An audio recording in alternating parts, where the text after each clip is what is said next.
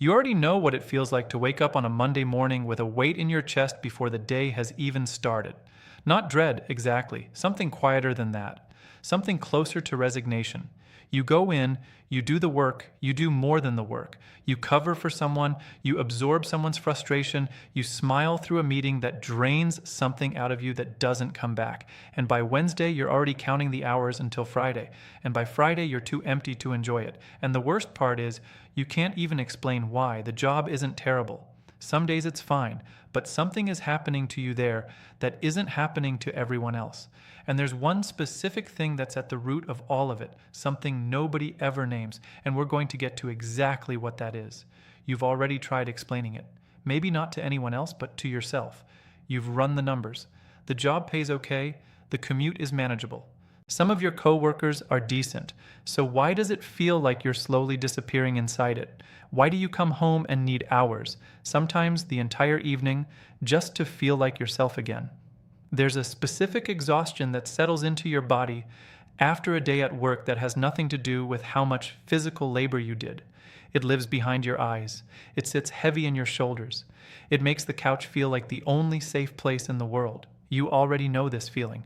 You've felt it so many times you've started to wonder if something is wrong with you, if you're just not built for this, if other people are simply stronger or less complicated or better at leaving the day at the door. But that's not it. And somewhere quietly you've always known that wasn't it. What most people don't realize is that empaths don't burn out from the work itself. They burn out from the invisible work that runs beneath it. Every environment has an emotional undercurrent, and most people are simply not aware it exists. You don't just walk into a room, you read it, you absorb it. Before anyone has said a single word, you already know who's in a bad mood, who's hiding something, who's about to take their frustration out on someone nearby. You feel it before it happens. And your nervous system responds to all of it, not some of it, all of it. Here's what's actually happening. You are not doing one job.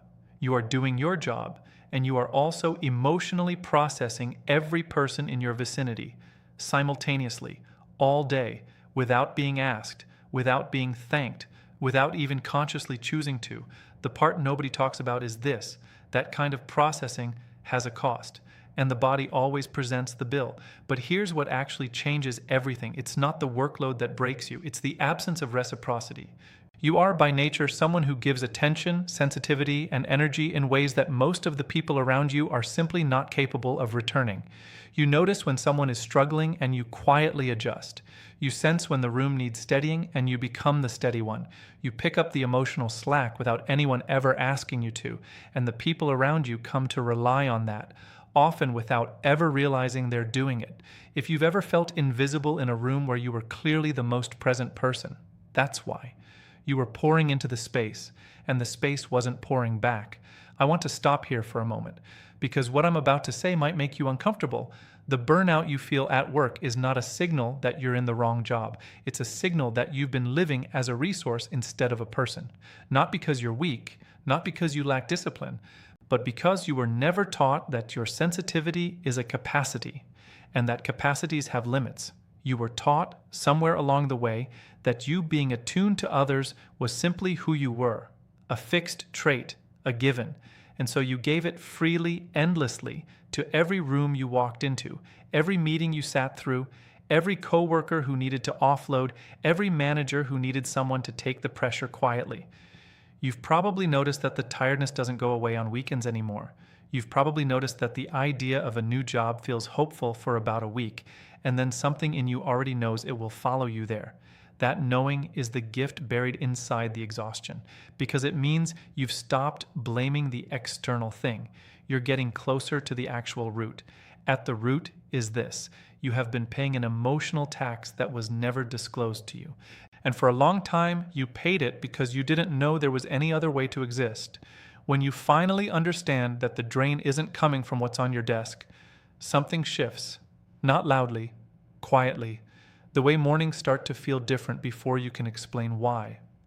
You stop waiting for the environment to change, and something in your body starts to change instead. The version of you that's coming doesn't need everyone in the room to be okay before you're allowed to be okay. That version doesn't disappear into the emotional weather of the people around them.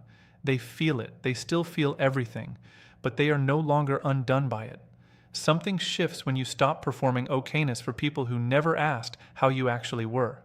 When you finally stop being the room's emotional infrastructure, you find out what you actually have energy for. And it surprises you. Your sensitivity was never the problem. It was never too much. It was given to people who didn't know what to do with something that real. The exhaustion you've been carrying is not weakness. It's evidence of how much you were willing to give without being shown how to stop. You didn't burn out because you're broken. You burned out because you were running an entire emotional system for people who didn't even know it existed. There's something else that happens after you finally name this. Something quieter, and in some ways harder.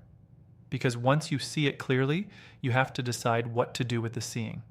And that question, what you do with the clarity, that's where the real work begins.